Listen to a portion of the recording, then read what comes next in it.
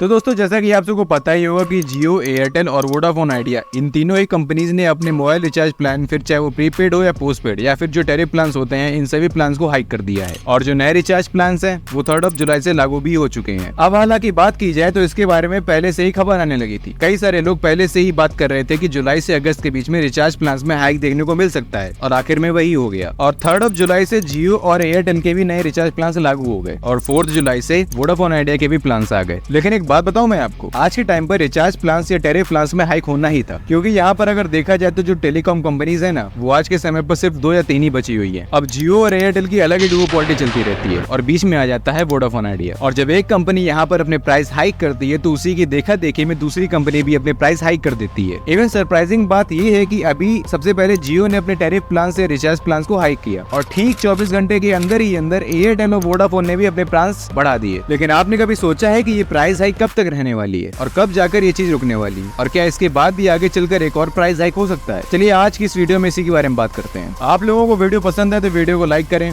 Share करें और subscribe करें हमारे चैनल को।